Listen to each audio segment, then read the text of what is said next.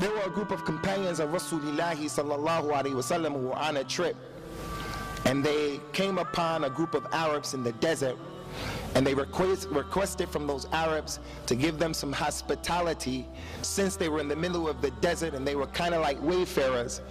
Because those Arabs weren't Muslims and they had enmity towards the Muslims, they refused to give them any hospitality.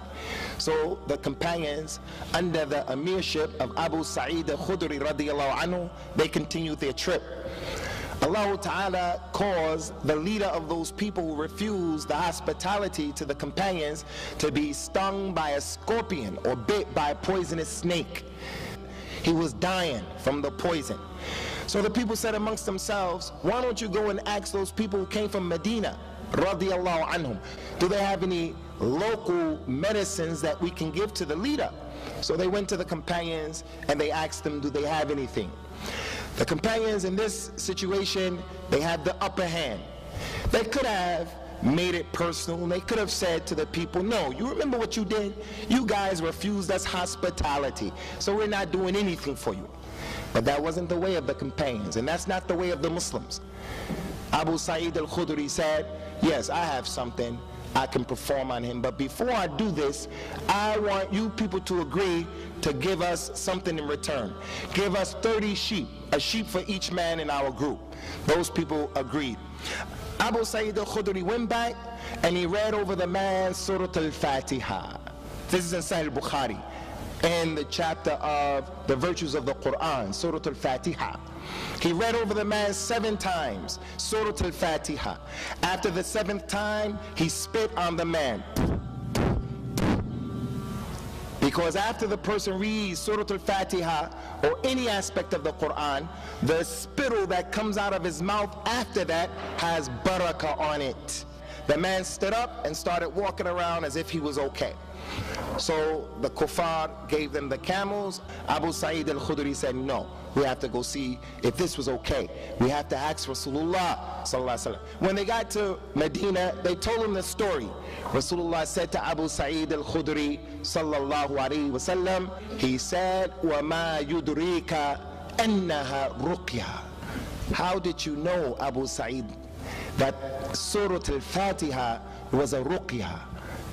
How did you know that Surah al-Fatiha is a surah that if the woman is experiencing the pains that she get at the beginning of each month, she can just read Surah al-Fatiha on herself?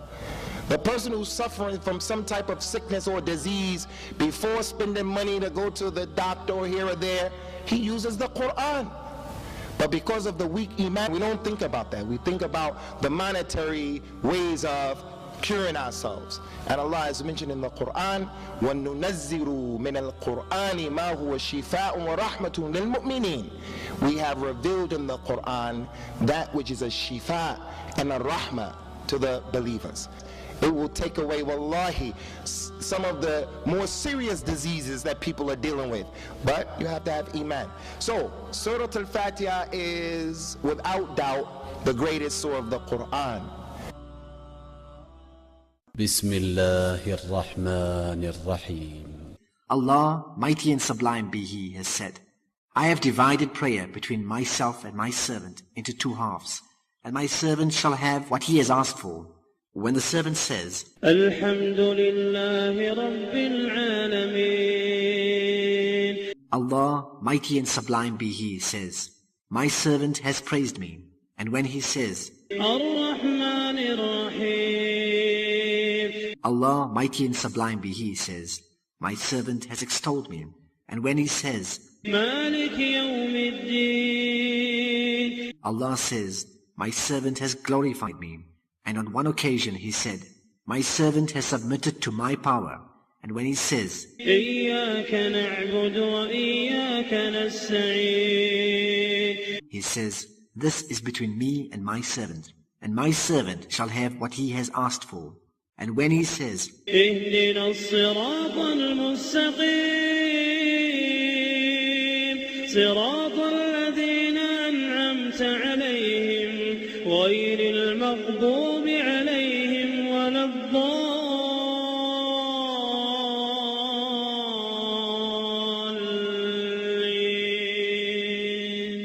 he says, This is for my servant, and my servant shall have what he has asked for.